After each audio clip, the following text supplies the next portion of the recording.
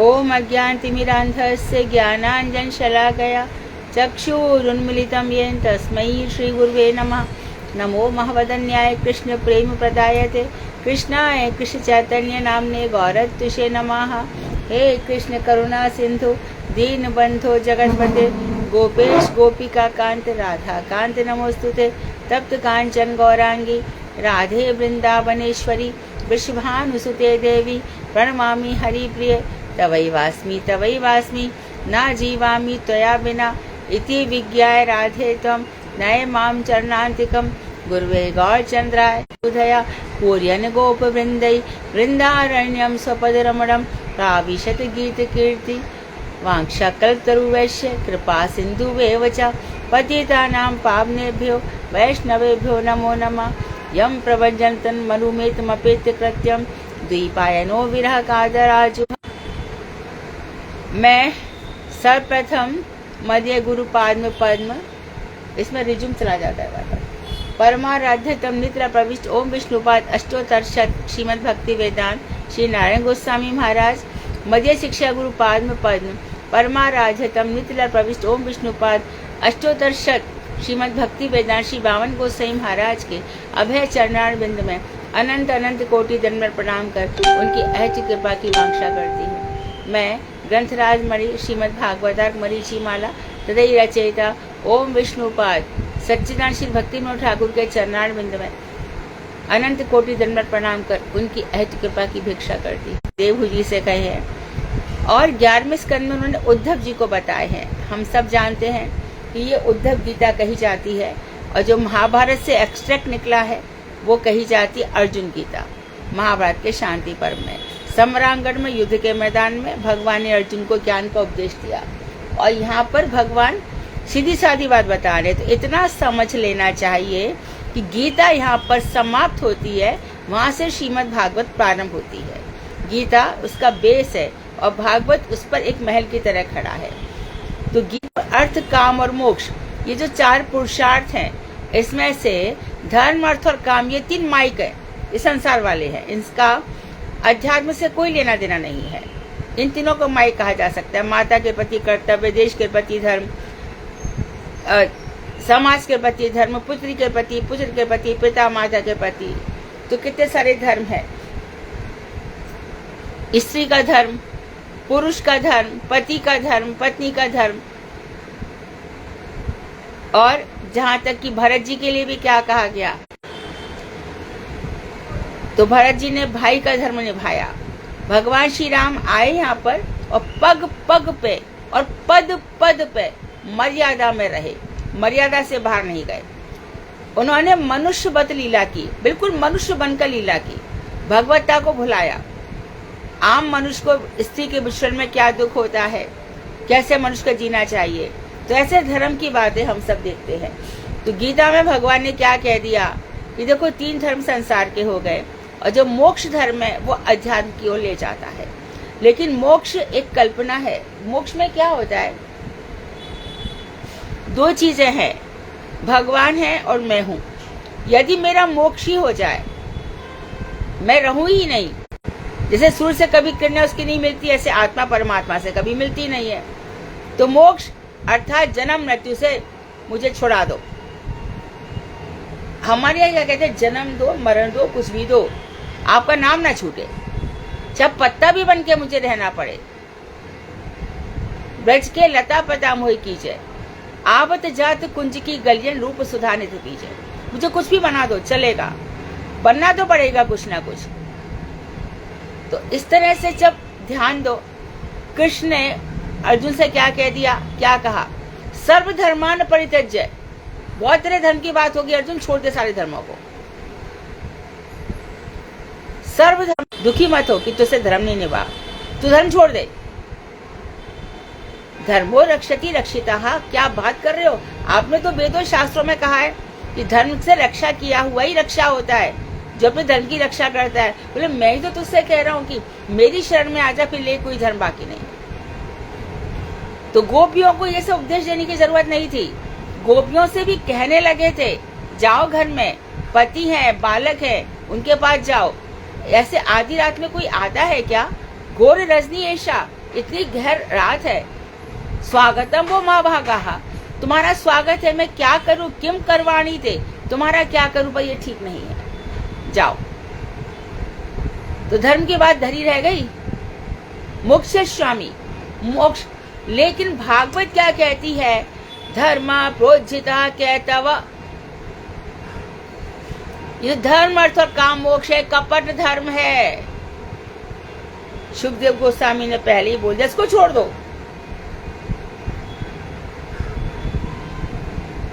भागवत के प्रारंभ में ही कह दिया, धर्म प्रोज्झित, धर्म का अर्थ काम मोक्ष, इन सबको छोड़ दो। यह सब कहतव कपट धर्म है, इनसे मेरी प्राप्ति नहीं होती। मेरी प्राप्ति होती है प्रेम से। तो इस तरह से जहां पर मोक्ष की बात खत्म हुई, वहां से जिसको कहते हैं ना साधन, साधन भक्ति आंखों से हो रही है, सुन रहे, पढ़ रहे हैं, कानों से सुन रहे हैं, इससे सुन भी रहे हैं, पढ़ भी रहे हैं, मैं और आप सब सुन रहे हैं, पढ़ रहे हैं। परंतु जो मन है ना, मन कहाँ अटका हुआ है, उसका कोई क्या करे। मन सुनेगा तब होगा सुनना, मन पढ़ेगा तब होगा पढ़ना। सुनते पढ़ते हुए भी मन जो चारों ओर घूम रहा है ना, उससे सुनना पढ़ना भी बेकार है। इससे साधन भक्ति प्रारंभ की अवस्था इसलिए कही गई है, इससे कोई लाभ नहीं है। फिर आते अंतःकरण चतुष्टा, मन बुद्धि चित्त अहंकार। भगवान ने कहा, देख मन मुझे दे दे, बुद्धि मुझ में दे दे, अहंकार तू इतना ही रख, तू मेरा दास है, और चित्त, मैं तेरे चित्त का अधिष्ठाता वासुदेव हूँ।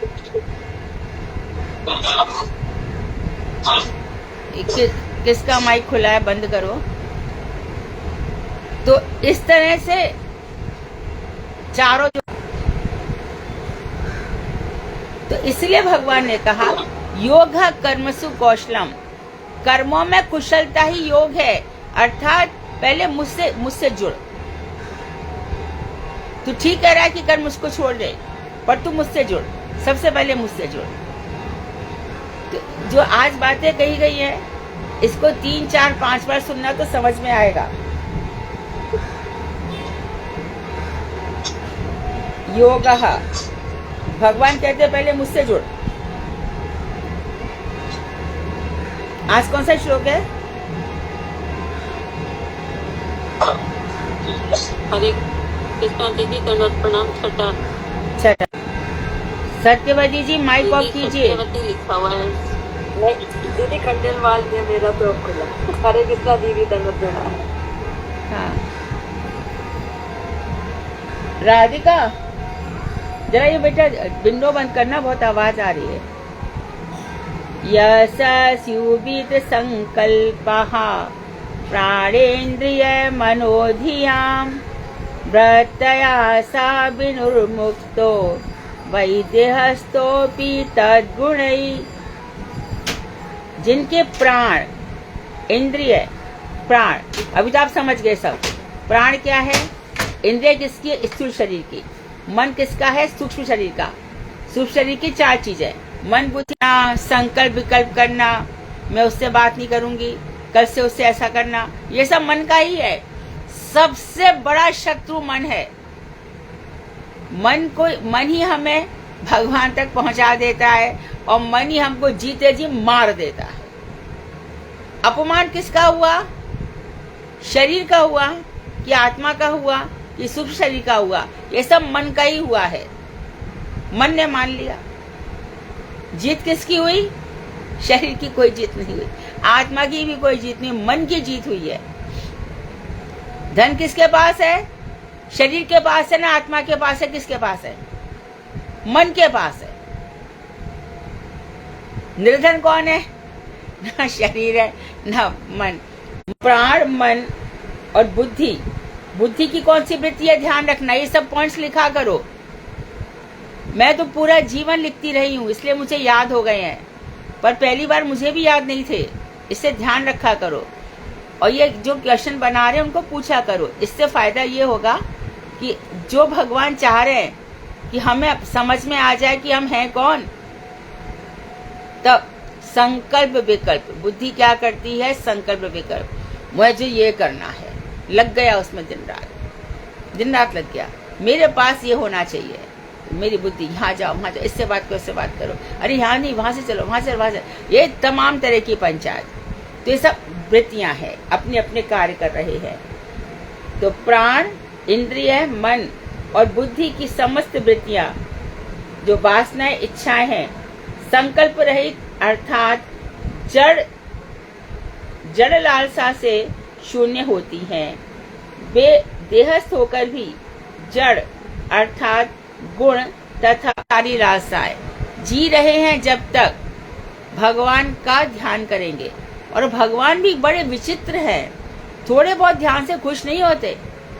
वो कहते हैं कि तू 24 घंटे मेरा ध्यान कर, 1% नहीं करूंगा तो क्या हो जाएगा। उसी में ही तो तूने जाना क्या क्या सोच लेता है, और सोच लेता है तो मेरा ध्यान जो तेरा 1 मिनट के लिए गया, कल वो 10 मिनट के लिए चला जाता है, क्योंकि तेरा ध्यान बट गया।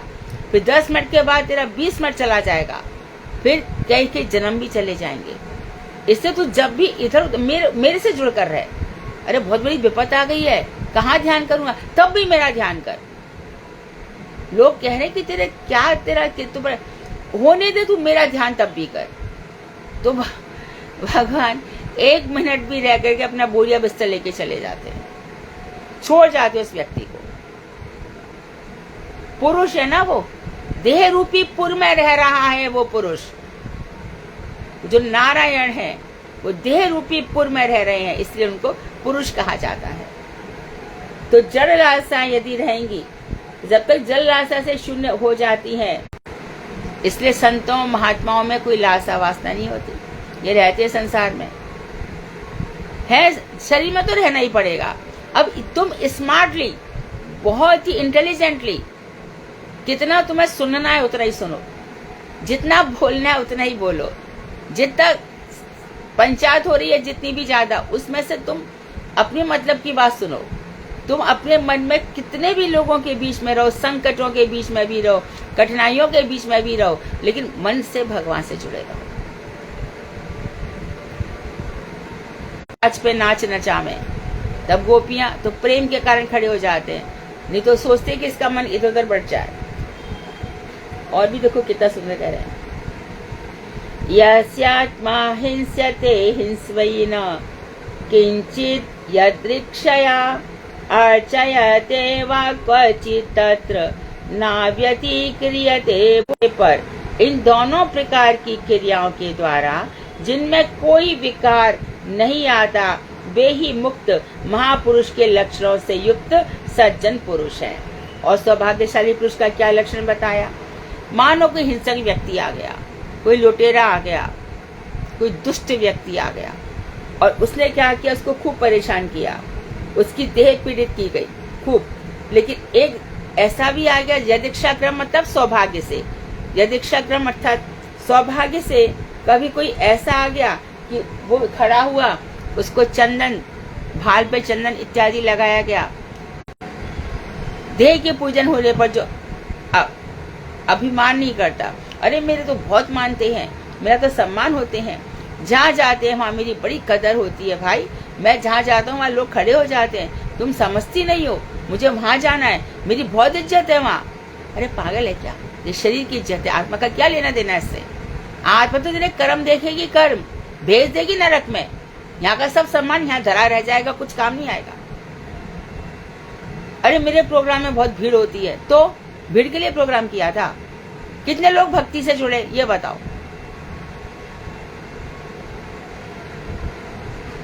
तो यहाँ पे वही बता रहे, पुरुष माने जाते हैं, वे ही मुक्त महापुरुषों के लक्षणों से युक्त होते हैं।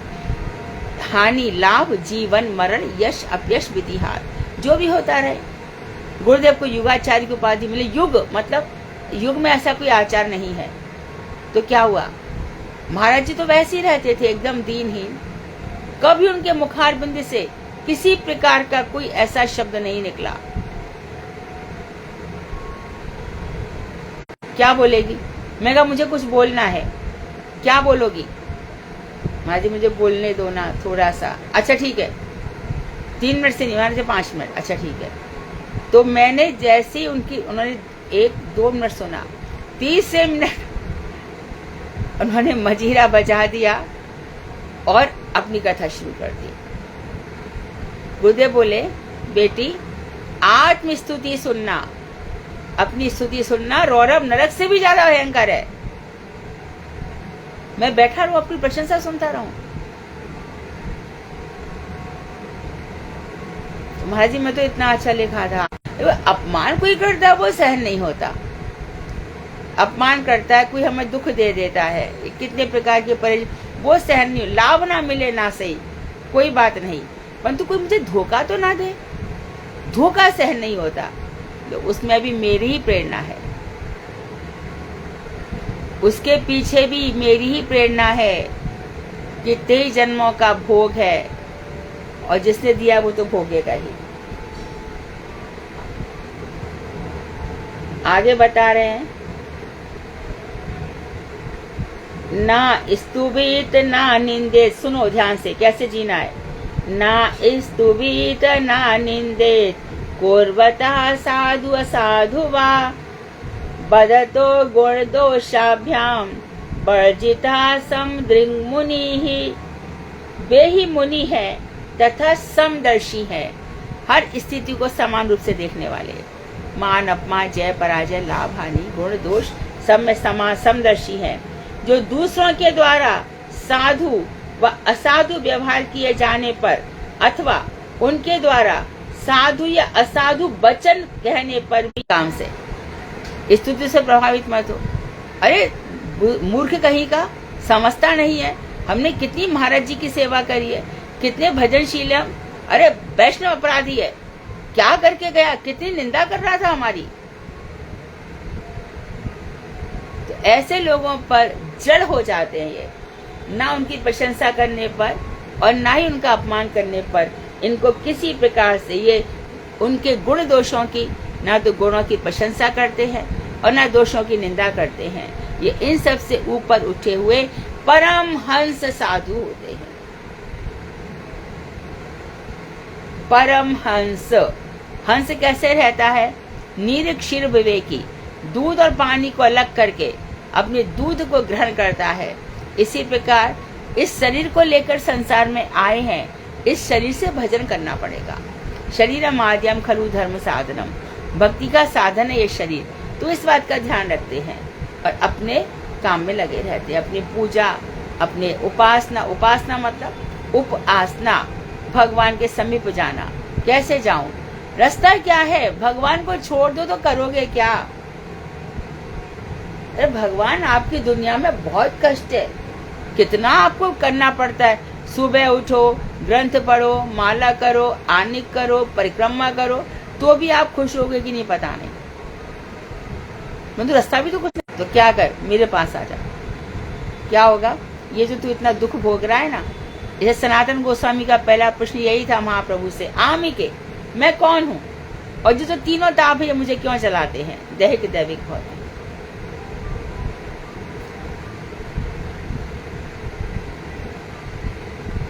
आगे कह रहे हैं, ना कुर्यात् ना बदेत् किंचित ना ध्यायेत साधु असाधु वा आत्मा रामो नया वृत्त्या वित्तरेज जड़वत् मुनिः। वे साधु व असाधु, अच्छा या बुरा, साधु व असाधु विषयक ना तो कोई कार्य करते हैं और ना ही कुछ बोलते हैं। कर्म कौन करेगा? जो परमहंस साधु हैं वो क्या करेंगे? भंडारा करेंगे। क्यों करेंगे? वही जगन्नाथ दास बाबा जी महाराज, मैं बार बार सोचती हूँ कि कैसे उन्होंने, देखो सूर्य कुंड से चले गए नवद्वीप धाम और नवद्वीप धाम जाकर के वहां पर 144 वर्ष रहे। 144 वर्ष हम लोग तो कहते हैं हमको जीते जीते कंटाला आ गया। इस कलयुग में कितना मुश्किल है जीवन निकालना। कभी इलेक्ट्रिसिटी नहीं है, कभी इतनी गर्मी है, कभी इतनी बरसात है। अपने नाम में नामनाकारी बहुधा शक्ति सारी तत् अर्पिता, सारी शक्तियां नाम में उन्होंने डाल दी हैं। हमको रियलाइज नहीं हो रहा है क्योंकि मन में लालसाएं वासनाएं बहुत है, इसलिए मुसीबत है सारी। इन सबको त्याग कर दो, जो होना है वो होके ही रहेगा। सोचो या मत सोचो, जो होना है। जैसे दुख अपने आप आ जाते हैं ऐसे सुख भी अपने आप ही आ जाएंगे, जरूर आएंगे। मैं आप लोगों को मोटिवेशन देने के लिए कहती हूँ, मोटिवेशन के लिए। जब बम्बई मेरी शादी हो गई, मैं आ गई, ठीक है। अब यहाँ पे आके पता चला कि भैया मुझे ही कमाना पड़ेगा। रात भर सचमुच आई वॉज क्राइंग, कैसे मैनेज करूंगी, क्या करूंगी। तो स्कूल गई तो वहाँ पे क्वालिफिकेशन था ही, तो लिख रखा था मदर्स क्वालिफिकेशन PhD। तो प्रिंसिपल मेरे को बोलती है कि आप घर पर ही है, कुछ काम कर रही है। मैं कहा नहीं, मैं तो मथुरा से हूँ और यहाँ तो मेरी शादी हुई है, आप हमारे यहाँ पढ़ाएंगी? बिरला पब्लिक स्कूलों में। तो मैं तो एकदम रोंगटे खड़े हो गए मेरे। तो ये भगवान दुख देते हैं, परिस्थितियां देते हैं, लेकिन संभालते भी वही हैं। ये दिखाने के लिए कि देखो मैं तुम्हारे साथ हमेशा हूं। नहीं, दुख में आप नहीं होते। तुमको दुख आए इसीलिए तो मैं खड़ा हूं। सुख में तुम लोग मुझे पहचानोगे भी नहीं। इसलिए कुंती ने कहा दुख होते तो अब आ तो जाते हो बार बार। भगवान दुख में भी हमारे साथ खड़े हैं, ये विश्वास कर लो। हर वक्त हमारे साथ खड़े हैं। तो वे साधु व साधु बेशक ना तो कोई कार्य करते हैं, ऐसे मुक्त पुरुष। इनके लिए क्या करना है? इनके तो भजन ही सब कुछ है। तो ये थोड़ी करेंगे कि चलो भैया भंडारे खोल दो या फिर सम खाए, बोलो तो मरो, करो तो मरो। जैसे क्या जरूरत है भाई? कृष्ण कोई जरूरत नहीं हमको। हम भजन कर लेंगे तुम्हारा, आराम से किशोरी जी के चरणों का ध्यान करेंगे, तुम दोनों युगल हमारा ध्यान हो जाएगा। और हम तो इस संसार से निकलना चाहते हैं, हमें कुछ भी नहीं करना, ना शुभ ना शुभ, और ना ही ये कोई प्रकार का चिंतन करते हैं। स्वयं आत्मरति प्राप्त करके निर्गुण वृत्ति द्वारा इस जड़ अर्थात अचेतन पदार्थ के समान मौन भाव से विचरण करते हैं। और कैसे रहते हैं वो? स्वयं आत्मरति प्राप्त करके अर्थात अपने आप में संतुष्ट रहकर। संतुष्टः सततम योगी आत्मा दृढ़ निश्चय, यस्यात्मा दृढ़ निश्चय। संतुष्टः सततम योगी, जो योग गौरी इन चरणों का दृढ़ भरोसा है, तो ये लोग ना कुछ ऐसी बात कहते हैं, ना चिंतन करते हैं, बल्कि क्या करते हैं? अपने आप में ही संतुष्ट रहकर आत्मरति आत्म संतुष्टि प्राप्त करके निर्गुण वृत्ति द्वारा, यानी न तमोगुण न सतोगुण न रजोगुण, निर्गुण वृत्ति अर्थात भक्ति। भक्ति निर्गुणा है। निर्गुण वृत्ति द्वारा इस जड़ अर्थात अचेतन पदार्थ के समान मौन भाव से विचरण करते हैं। जैसे कि अचेतन पदार्थ में किसी प्रकार का कुछ भी नहीं होता है, वो ऐसे ही पड़ा रहता है, तो वो मौन, अधिकांश रूप से वो मौन रहते हैं। अगर से कछुए की तरह मन मोड़ करके भगवान में लगा देना।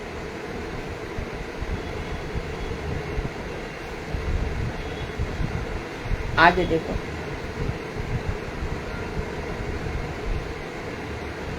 श्री विदुर जी मैत्री जी से कहते हैं 3 स्कंद में, यश मूढ़ा तमो लोके यश बुद्धे परम गताः ताभुभौ सुख मेधेते किलश्चन्त्यतरितो जनाः।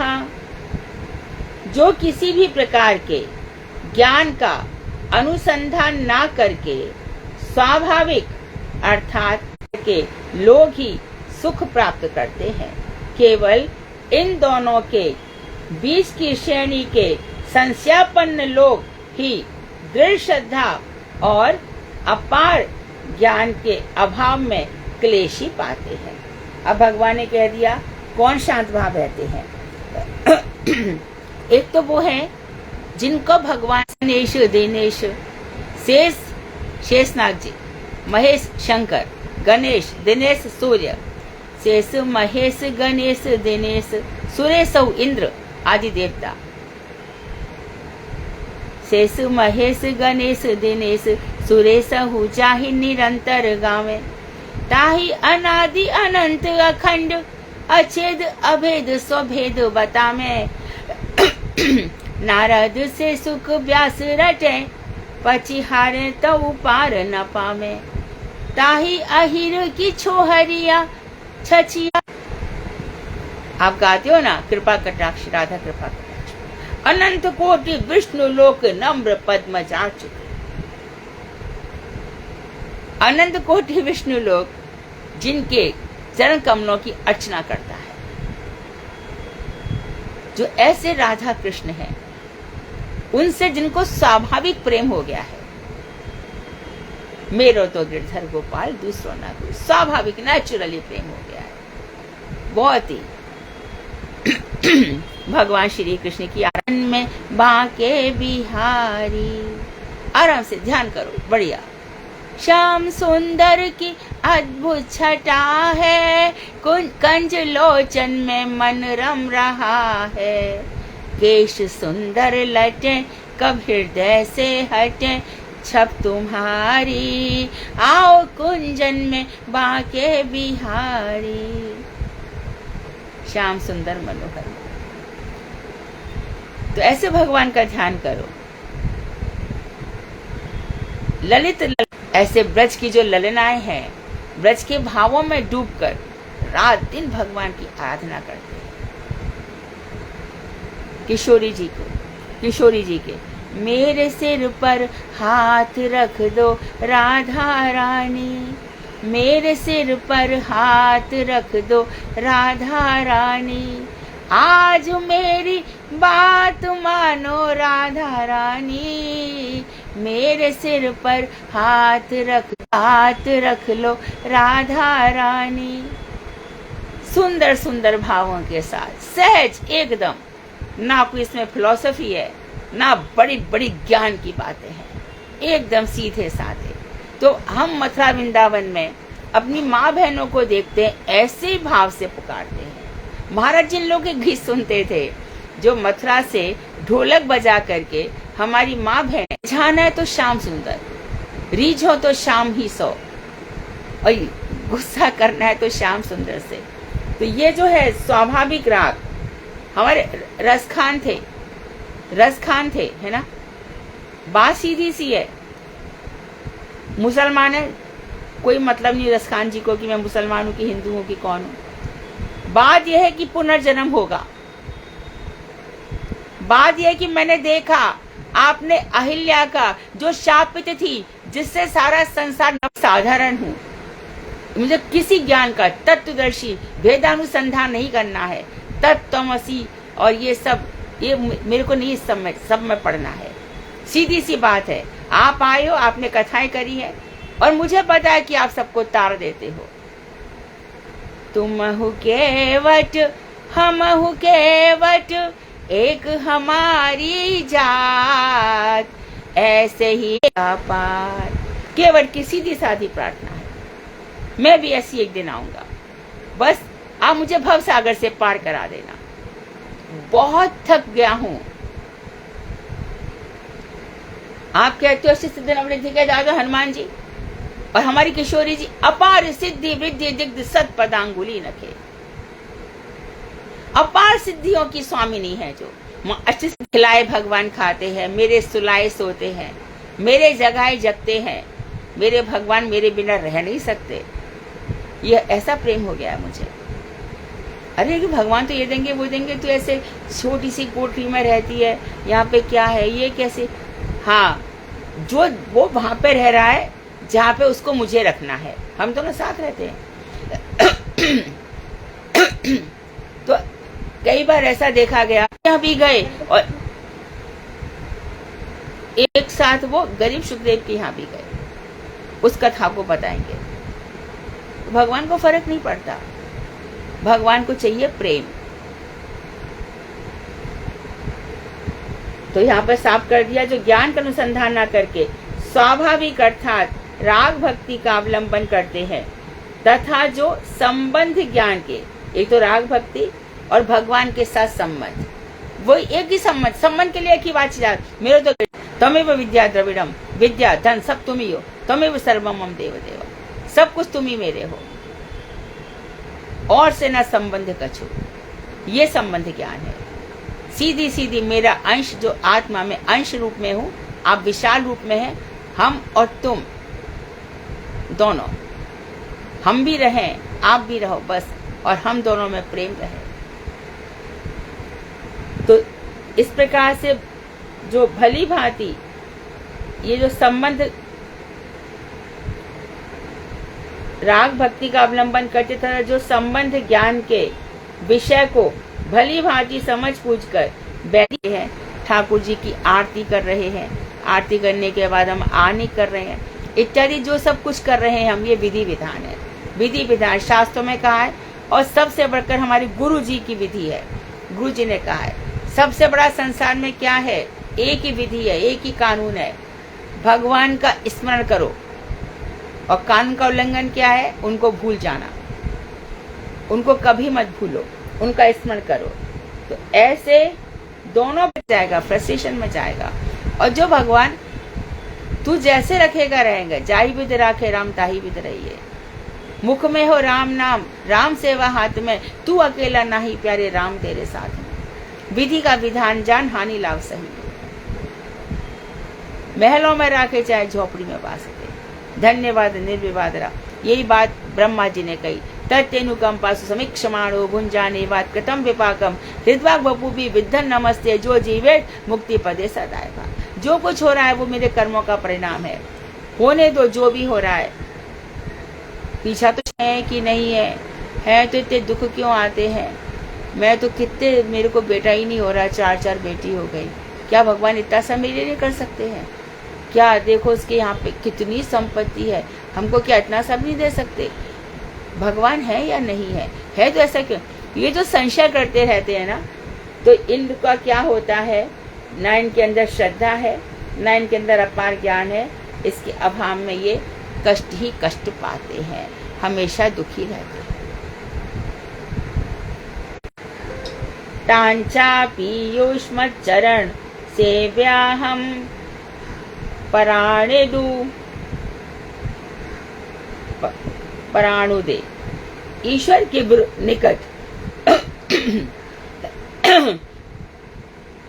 इस प्रकार का मनोभाव, प्रार्थना प्रकाशित करना चाहिए। भगवान के निकट क्या प्रार्थना करना चाहिए, क्या कहना चाहिए?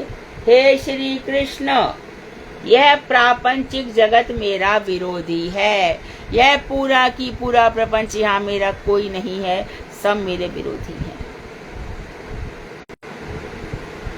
अतः इस जगत में मेरा कोई लेना देना नहीं है, सभी तो मेरे विरोधी हैं। किसके साथ लेन देन करूं? स्वार्थ लाग करे सब प्रीति, सुर नर मुनि सब की है।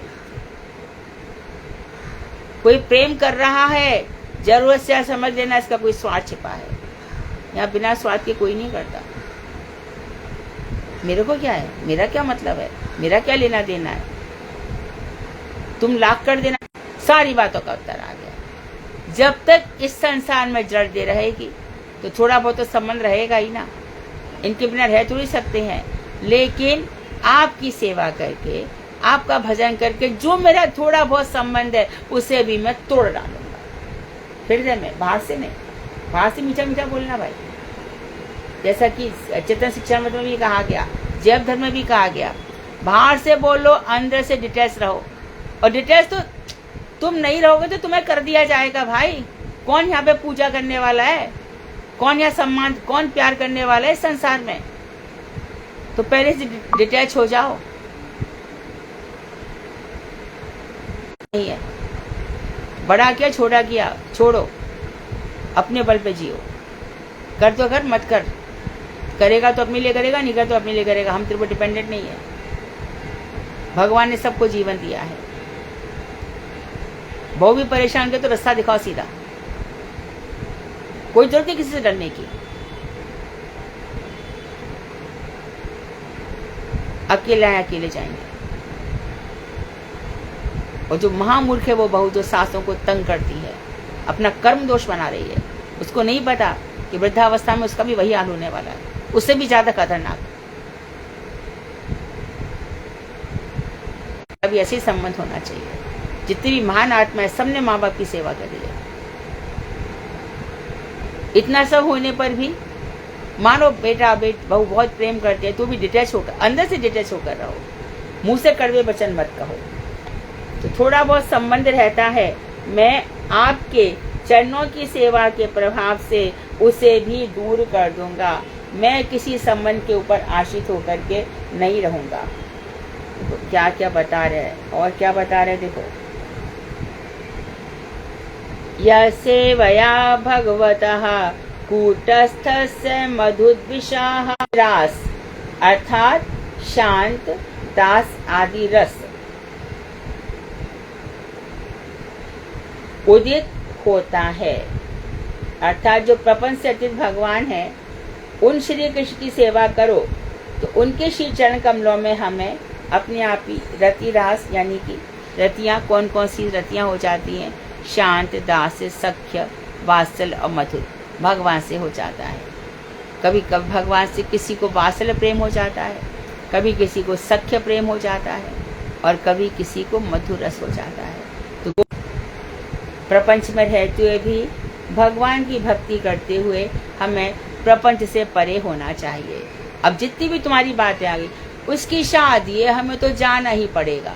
देखो पड़ेगा मत जाओ, चुपचाप आ जाओ, डिटेच होकर चले जाओ ना, क्या है, काम खत्म करो, 10 मिनट रह आ जाओ, विषय का अन्य मत खाओ। क्या नहीं, हम तो तुम्हारे आएंगे पर प्रसाद नहीं पाएंगे, इतनी क्यों पंचायत कर रहे हो? खाने तो मत खाओ, दिखा क्यों रहे हो इतना? सारे कांटे तो अपने आप खुद ही बोते हो, इतनी पंचायत करके। हम तो भैया ये नहीं कर, अरे उसी समय मत खा, मेरा पेट ठीक नहीं, मैं नहीं खा सकता। ऐसे भगवान के लिए जियो ना। कितनी सारी संसार में तो प्रपंच में ये सब चलते ही रहेंगे। प्रपंच से अतीत भगवान के चरणों में कहीं किसी की शादी हो रही, और अरे भैया वो मर गए हैं, साधारण नहीं हो, दीक्षा काल करे आत्मसम। जैसी दीक्षा हो जाती है, श्री कृष्ण अपने समान ही उसको बना लेते हैं।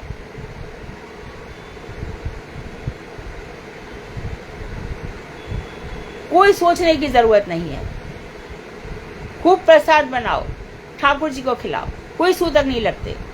यानी कौन सा संबंधी था, कहां से कहां कोई क्या बन गया, कोई संबंधी नहीं होता।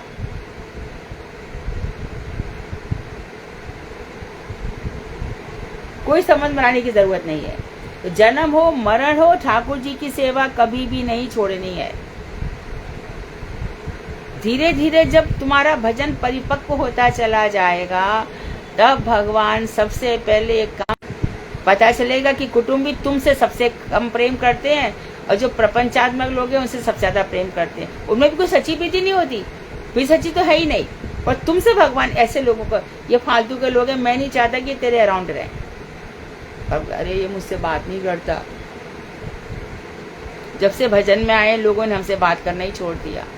और ये नहीं पता चल रहा है कि तुम भजन करने आए हो, संसार से ऊपर उठने आए हो। अब संसार की क्यों सोच रहे हो? जाओ संसार में, करोड़ जन्मों तक जाओ। कहाँ गई मैया, कहाँ गई मेरा बड़ा प्यार बेटा, कहाँ है, किधर है सब? जैसे पिछले जन्म में कोई नहीं था, ऐसे इस जन्म में भी कोई नहीं है। ये सब जो दिख रहे हैं ना, ये सब माया जाल है। हम सबका आपस में लेना देना है, एक दूसरे का भुगतान कर रहे हैं। कुछ भी नहीं है, सब दिखावटी है, माया मुंह में डालने वाला। एक श्लोक और पढ़ते हैं। दुरापा हिल्प तपसाहा सेवा वैकुंठ भट्मसु यत्रोपगीयते नित्यं देवदेवो जनार्दनाः। जो सदा सर्वदा भगवान श्री कृष्ण के नाम रूप गुण लीला आदि का कीर्तन करते हैं, सदा सर्वदा यही सेवा है, यही चित्त वृत्ति की सेवा है। चित्त जो भाई, चित्त की वृत्ति क्या है? भगवान में लगे रहना। भगवान के गुणों का, लीला का, नाम का चिंतन करते रहते हैं और भी कुछ नहीं तो आप बैठे बैठे क्या करोगे? बेटा बैठा, बेटी बैठी, बहू बैठी, बहन बैठी, मैया बैठे, कोई बैठे, ये ऐसा वैसा। हाँ, अरे सुनो, तुमने गीत सुनो, ये मेरी दादी करती थी हमेशा ऐसी, जो भी आता था, गोविंद जय जय, गोपाल जय जय, राधा राधा रमण हरि गोविंद जय जय। और क्या कहती थी? अपना मन बुहारो। एक शब्द नहीं सुनती थी, ना स्तुति का ना निंदा का। वो जो कुछ भागवत में लिखा उसको प्रैक्टिकल जीती थी। अपना मंदिर साफ करो, उनका ये कहना था। मन को साफ रखो, इसमें कुछ मत कलमश आने दो। तेरे पूजन को भगवान बना मन मंदिर आलीशान। मेरा मंदिर ऐसा कि पूजा फर्स्ट क्लास हो जाए। तो जो सदा सर्वदा अपने बैठे बैठे गाते रहो, गोविंद हरे गोपाल हरे, जय जय प्रभु दीन दयाल हरे। आराम से गाओ, तुम्हारा जीवन यहाँ भी धन्य, वहां भी धन्य, चारों ओर धन्य। ऐसे बैकुंठ बर्त्म अर्थात बैकुंठ प्राप्ति के पथ या मार्ग स्वरूप महत पुरुषों की सेवा अल्प तप करने वाले ये महान पुरुष हैं। इनकी यदि सेवा मिल जाए तो इनकी सेवा क्या समझते हो? नाम ब्रह्मणी वैष्णवे। तो वैष्णवों की सेवा हर किसी को मिल सकती है। अरे उसका बहुत बहुत बहुत पुण्य किए होंगे, तब हम किसी महावैष्णव की, महाभागवत की सेवा मिलती है। अब महाभागवत हमारे सामने है, हम कर नहीं पाएंगे क्योंकि स्वल्प बताम पुण्य बताम राजन विश्वास होने चाहिए। जिसके बहुत अल्प पुण्य है वो उनकी सेवा नहीं कर सकता। हमारे जीवन में ऐसे महापुरुष आते हैं जो नित्य निरंतर भगवान में लगे रहते हैं, पर हम ऐसे मूर्ख हैं, नीच हैं, दुष्ट हैं, असाधु हैं कि उनकी सेवा का मौका पाकर भी हम सेवा नहीं करते। वहां महापुरुष आए, क्षण भर में दर्शन दे गए। क्या करके आए? मैं तो गोलक में डाली 100 रुपया। वो बहुत बड़े महापुरुष है, उनको पहचाना नहीं, मुझे तो नहीं समझ में आया। उनको कुछ दे के आई नहीं। किसको? अल्प पुण्य वाले, उनको नहीं पहचान सकते।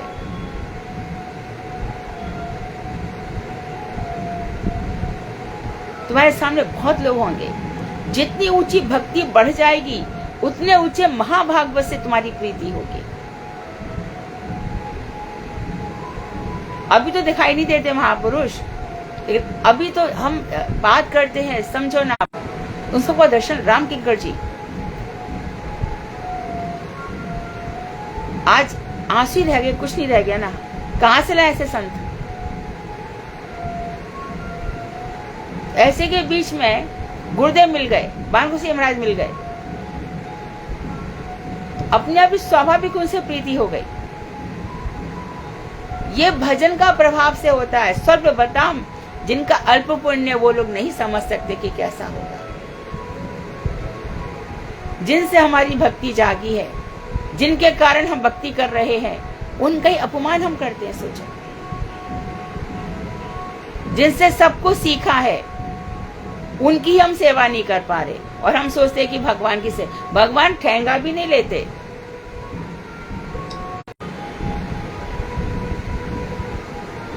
कथा प्रश्न है कोई?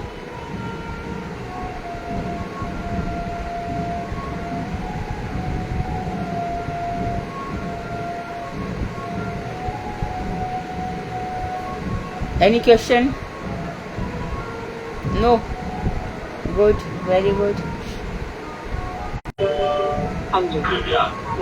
हरे कृष्ण सुधा कृष्ण। मैं कुछ बोल सकती हूँ?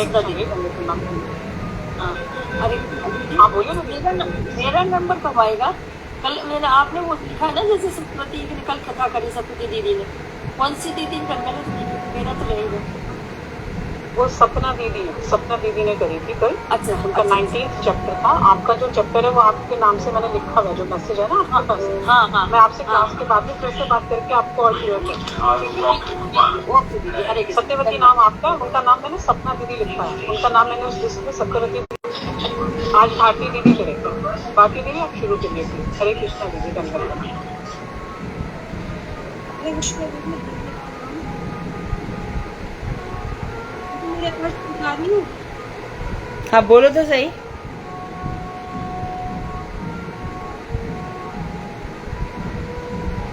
बोलो भारती।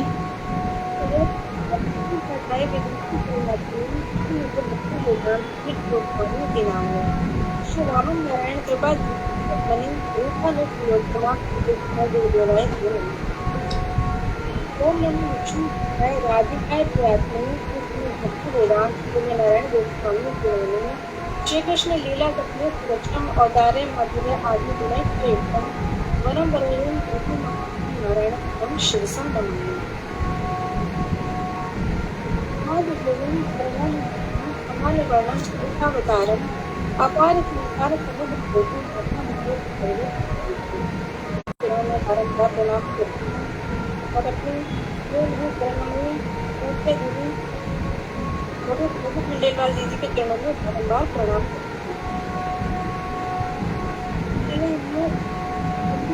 बारे में इतना हो चुका है और उसके बाद ये दूध और है 5 अध्याय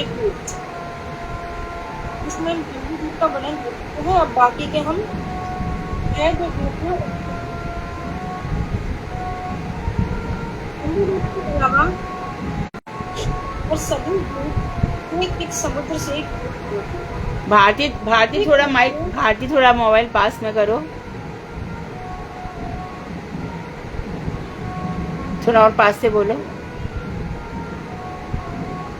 और इन सभी वर्षों में भगवान विष्णु विभिन्न मूर्तियों में प्रतीक होते हैं, यानी कि हर वर्ष में ही भगवान विष्णु की पूजा होती है अलग अलग रूप में।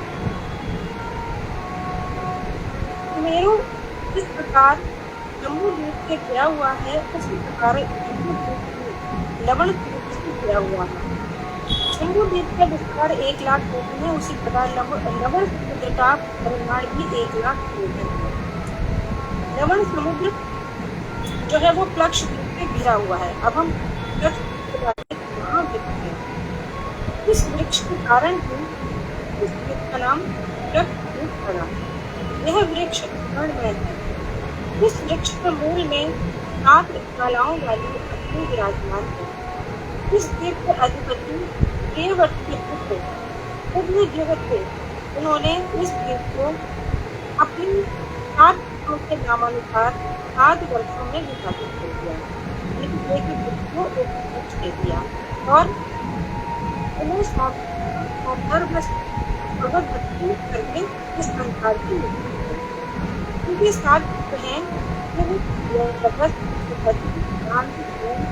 अमृत और अभय। इस अलग पक्ष में 7 पर्वत हैं, वो है मणिकूट, वज्रकूट, इंद्रसेन, ज्योतिष्मान, सुवर्ण, हिरण्यकशिपु और मेघमाल। इसमें इस द्वीप में जो 7 महानदियां हैं वह अरुणा, यमुना, अंगूरसी, सावित्री, सुधा, सुभद्रा और गंगा।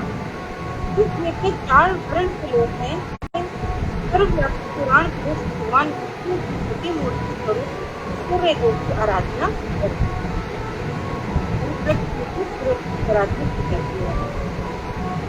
अगला है कालमणि द्वीप।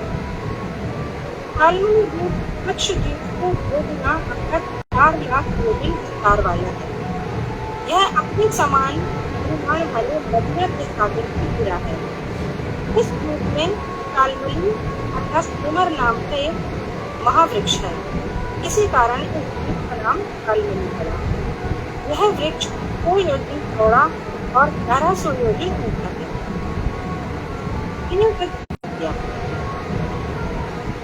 उनके 7 पुत्रों के नाम है रोशन, कमलस्ते, अमरक, देव, वरह, आर्यभट्ट, अपनायन और अतिथि। इस द्वीप में भी 7 पर्वत हैं, पुरस, चतुश्रृंगी वामदेव कुंड समुद्र पुष्पवर्ष और चार दिन की 7 नदियां हैं: बागमती, सिंधवाली, कलकत्ती, कोहू, रजनी, गंगा और राका। इस द्वीप के लोगों के भी 4 धर्म हैं: उधर, निवेदर, वसुंधर और धर। ये लोग अपने अपने धर्म और आत्माओं के धर्मानुसार वेद में चंद्रमा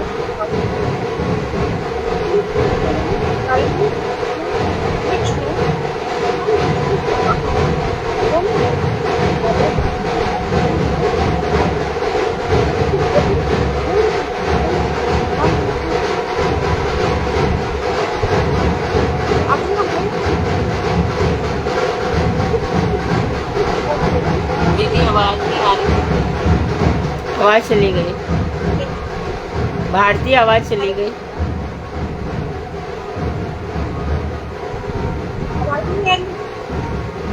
अभी आई। हाँ, नहीं आ रही आवाज। हरे कृष्णा। आवाज आ रही है हो अभी। गई है बात बात ना। हाँ, वो डाउन हो जाते हैं ना। बोलो बोलो। अगला है 8 लाख अपने परिमाण वाले वित्त सागर से घिरा हुआ है। इस द्वीप में एक पुष्प का वृक्ष है। कोमल प्रकाश में सारी घटनाएं प्रकाशित रहती हैं। उन्हें अपने साथ को प्रदान कर दिया और तुरंत सबसे पहले अन्य खड़े हुए।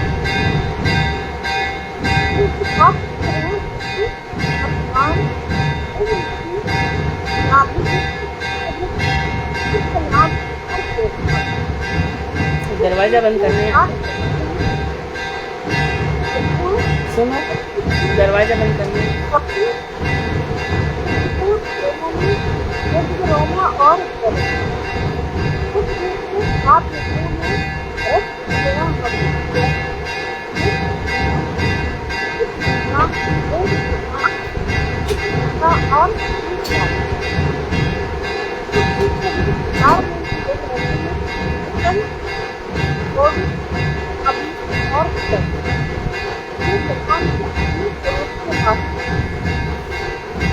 अगला है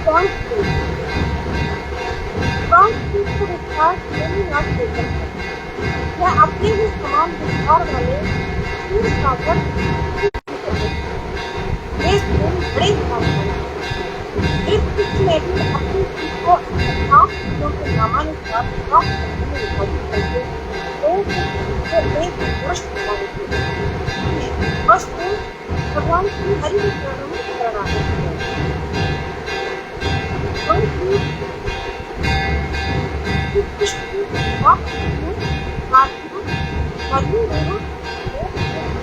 मामा आदि और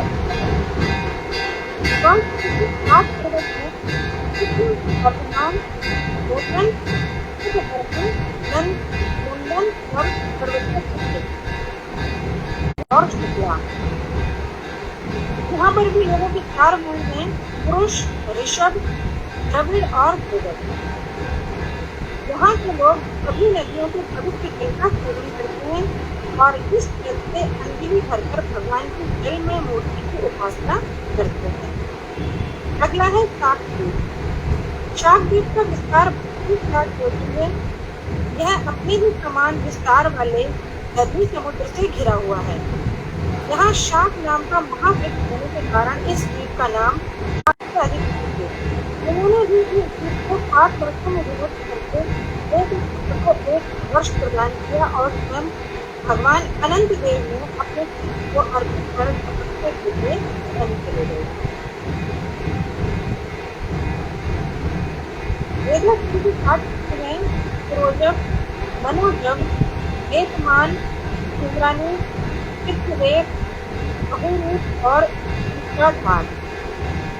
शाकद्वीप में 6 पर्वत हैं: ईशान, पुरुषी, देकर, सहस्र, पाल और यहाँ पर 7 नदियां हैं: मेधा, धारिका, विष्णु, अपराजिता, पंचवटी, सहस्त्र, श्रुति और निधि।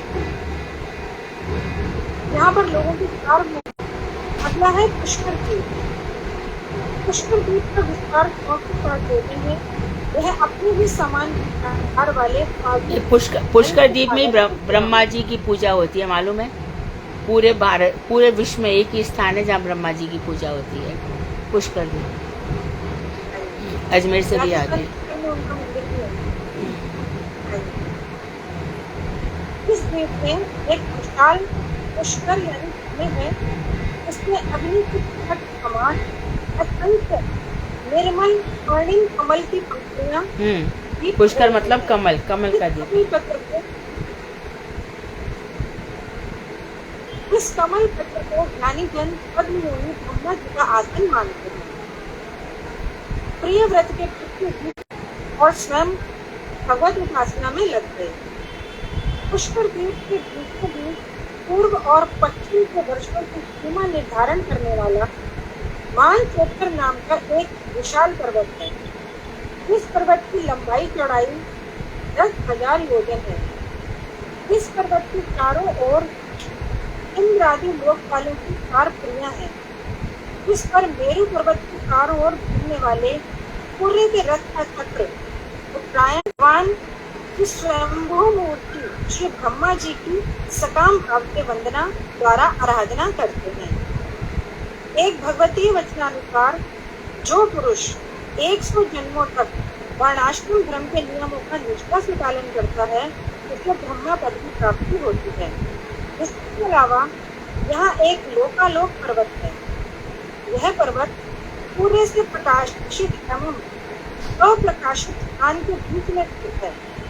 एक स्थान को 2 भागों में विभक्त करने के कारण ही इसे लोकालोक पर्वत कहा जाता है। लोक यानी अंधेरा और आलोक यानी प्रकाश। इस पर्वत के चोटी से बाहर नहीं जा पाते। यह पर्वत लोक से भी ऊंचा और बहुत दूर तक फैला हुआ है। इस संपूर्ण ब्रह्मांड का व्यास 50 करोड़ योजन है और लोकालोक पर्वत का विस्तार इसका 1/4 भाग अर्थात 12.5 करोड़ योजन है। यह स्थान खाया था। लोकालोक पर्वत के ऊपर ब्रह्मा जी ने 4 दिशाओं में 4 अधिपति नियुक्त किए हैं: ऋषभ, पुष्करचूड़, वामन और अपराजित। पूरे ब्रह्मांड के मध्य में स्थित है। भूलोक और पृथ्वीलोक के बीच के भाग को अंतरिक्ष कहते हैं। सूर्य और ब्रह्मांड के बीच के स्थान का परिमाण 36 करोड़ योजन है। इस ब्रह्मांड में सूर्य गैराज रूप या प्रविष्ट है, इसलिए उनका नाम मार्तंड है। सूर्य को हिरण्यगर्भ, आकाश, स्वर्ग, पृथ्वी, भोग स्थान, मोक्ष स्थान, नरक, अतल आदि समस्त लोकों तथा समस्त भागों का विभाग होता है। सूर्य समस्त जीवों की समष्टि के आधार स्वरूप हैं। वे ही नेत्र इंद्रियों के अधिष्ठाता हैं। सूर्य की उपस्थिति में ही सब कुछ देखा जा सकता है, इसलिए नहीं करते। ठीक है, बहुत सुंदर सुंदर वर्णन हुआ। तो ये पंचम स्कंद स्थान स्कंद है जहाँ जोगदेव गोस्वामी ने कि पहले तुम समझ लो। गीता में भगवान रुके नहीं, उन्होंने कहा कि देख सब कुछ मैं ही हूँ। वृक्षों में मैं पीपल वृक्ष हूँ। ऐसे करके भगवान ने अपना सब वैभव बताया, विभूति योग। तो यहाँ भी भगवान का सब बता रहे कि जो कुछ भी है ऋषि मुनियों के द्वारा लोकों में जाकर के आ जाते थे। नारद ऋषि चले जाते हैं तो भजन करते करते करते इतनी ऊंची स्थिति आ जाती है। परंतु प्रॉब्लम ये है कि भजन करके हम क्या मांग रहे हैं, बहुत बड़े जो साम्राज्य का राजा हम उससे जूते चप्पल मांग रहे हैं। ये छोड़ा, ये दे दो, अब ये दे दो, अब ये दे दो, अब ये दे दो, थोड़ा थोड़ा। जिस समय हम ये मांगेंगे, मतलब मांगेंगे ही नहीं, तो उस दिन भगवान हमें अपने समान बना लेंगे। तो पंचम स्कंद स्थान का वर्णन है, नरकों का वर्णन तो हो ही चुका है, 20 अध्याय आज हो गए, तो 5 अध्याय और बाकी रह जाएंगे और छठा वो अनुराधा पूरा करेंगे। आज मैंने मालिनी दासी जी को रिक्वेस्ट किया है, वो ज़रूर आई होंगी, मेरी रिक्वेस्ट उन्होंने निगलेक्ट नहीं की होगी। आज उनसे कीर्तन सुनने की इच्छा है। मालिनी दासी जी आप हैं यहाँ? जी दीदी, दंडवत प्रणाम। हरे हाँ, कृष्णा। ओके। सभी को मेरा दंडवत प्रणाम। हाँ, बहुत दिनों से आपका आवाज़ मैं कीर्तन तो जीव जागो शुरू कर दूं दीदी? हाँ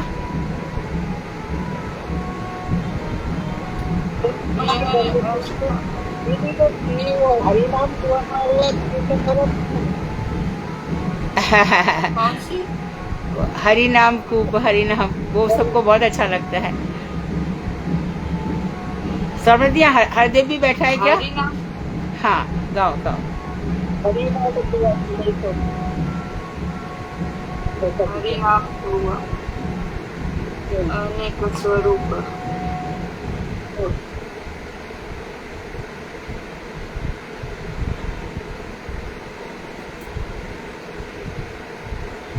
हरे कृष्णा दीदी, पेज नंबर बता दे।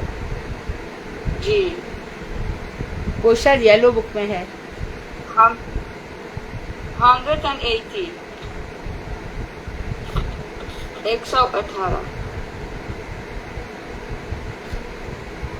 पेज नंबर में।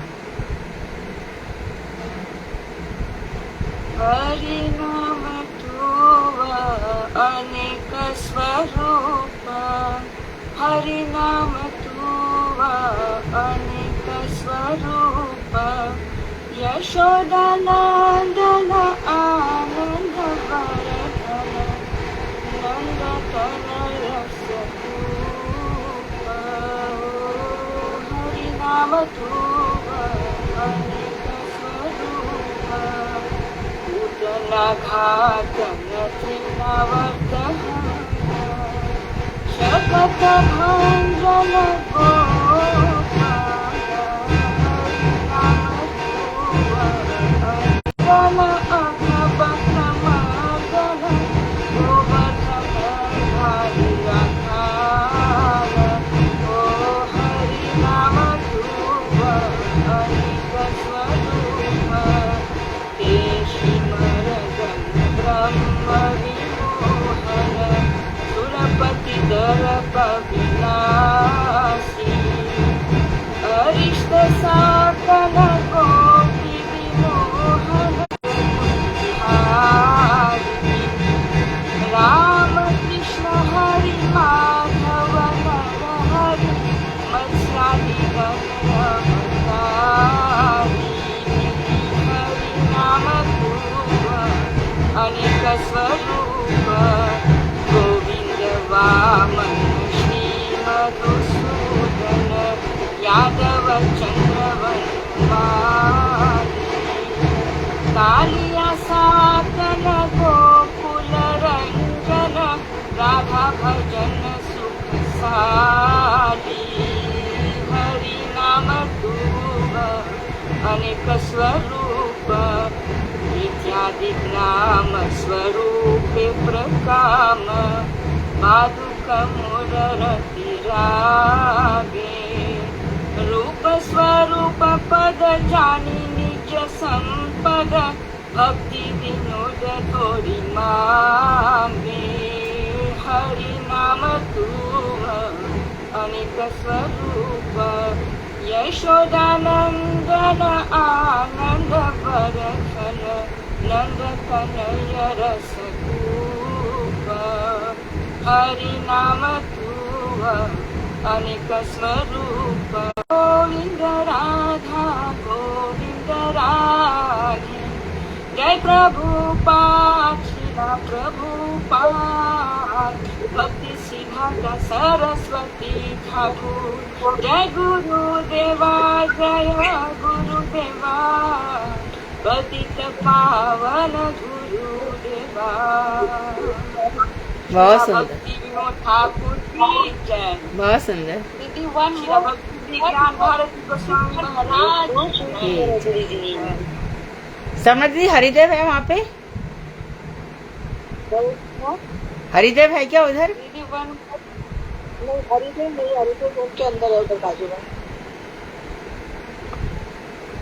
बुलाओ तो देखो यदि जगह हो तो बुला के आ रही हो। में बैठा रहता है यहाँ पे। हाँ देख ले, ट्राई मार के देखती हूँ एक बार। आ जरा देखो, बहुत सुंदर गाया आपने, बहुत सुंदर। बहुत ही सुंदर, धन्यवाद मालने के लिए। प्रणाम दीदी। तो यहाँ पर से बात हो रही थी कि जो हम ये कीर्तन रख रहे हैं ना, तो हम ये चाह रहे हैं कि सभी लोग ऐसे ही गाना सीखें। तुम सब लोग भी सीखो, काफी लोग बहुत अच्छा गाते हैं, तो और भी लोग ऐसे प्रैक्टिस करो।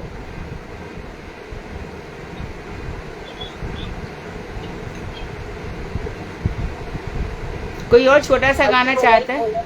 हाँ घंटी बजाइए, खोला नहीं है। क्या हुआ?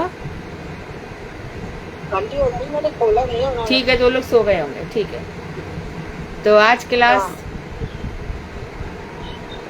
विराम देते हैं ना? हरे कृष्ण। हाँ ठीक। हरे कृष्ण। वांछाकल्पतरुभ्यश्च कृपा सिन्धुभ्येव च पतितानां पावनेभ्यो वैष्णवेभ्यो नमः। आज लग रहा था क्लास नहीं होगी, पर हो हरे गई। कृष्ण दीदी, धन्यवाद। धन्यवाद धन्यवाद। हरे कृष्ण।